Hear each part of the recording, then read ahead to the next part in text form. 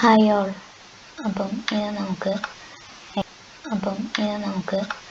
എങ്ങനെ ഒരു കേർവ്ഡ് വോളിൽ ഒരു കേർവ്ഡ് വിൻഡോ ഇതേപോലെ സെറ്റ് ചെയ്തെടുക്കാമെന്ന് നോക്കാം. അതിനായി നമുക്ക് ഫസ്റ്റ് റെക്റ്റാങ്കിൾ ടൂൾ യൂസ് ചെയ്ത് ഒരു കേർവ്ഡ് വോൾ സെറ്റ് ചെയ്യാം. സോ ജസ്റ്റ് ഒരു റെക്റ്റാങ്കിൾ വരക്കാം. പുഷ് ടൂൾ യൂസ് ചെയ്ത് നമുക്കൊരു 3 മീറ്റർ ഹൈറ്റ് കൊടുക്കാം. ഓക്കെ, ദെൻ ഇത് സെലക്ട് ചെയ്യാം, റൈറ്റ് ക്ലിക്ക് കൊടുക്കാം,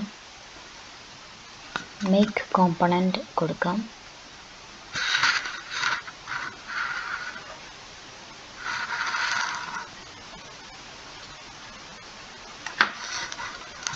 ക്രിയേറ്റ് കൊടുക്കാം.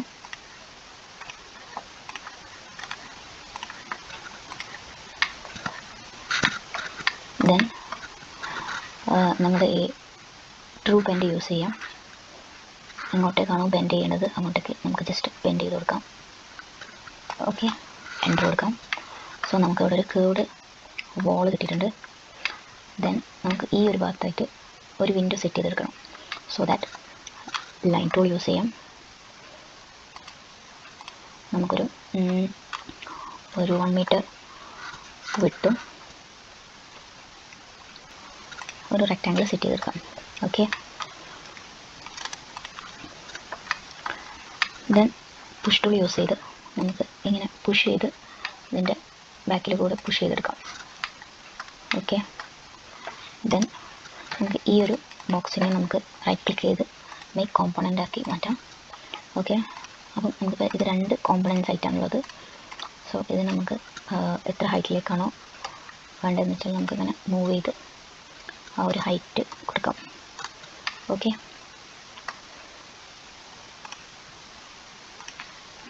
ഇനി നമുക്ക് ഈ ഒരു ഏരിയ കട്ട് ചെയ്ത് കിട്ടണം.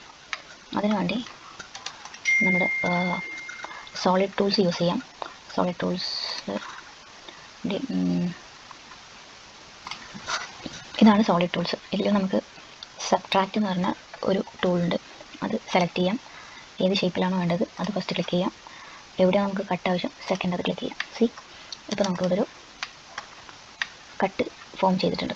ഓക്കെ, നെക്സ്റ്റ് നമുക്ക് ഈ ഒരു ഷേപ്പിൽ വിൻഡോ വരച്ചെടുക്കണം. സോ ദാറ്റ് നമ്മൾ ഫസ്റ്റ് റെക്റ്റാങ്കിൾ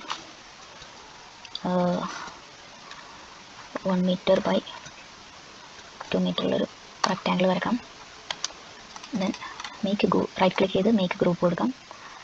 ദെൻ ഈ 101 ബിറ്റ് എന്നുള്ളൊരു ടൂൾ ബോക്സാണിത്. ഇതിൽ ഇതാണ് പാനൽ ഡിവൈഡർ.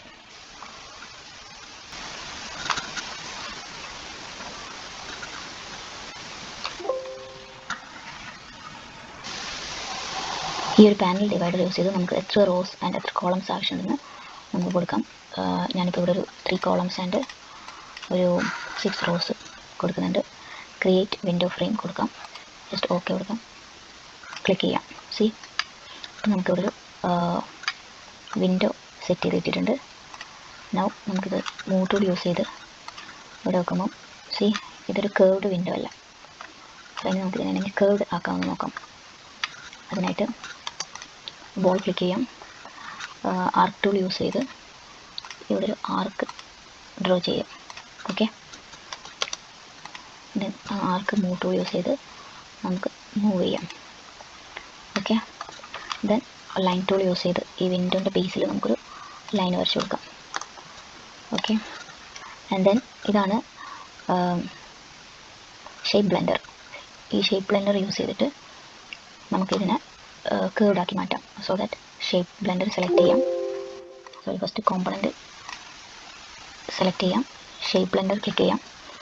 ഇതിൻ്റെ ബേസിൽ നമ്മൾ വരച്ച് ആ ലൈനിൽ ക്ലിക്ക് ചെയ്യാം.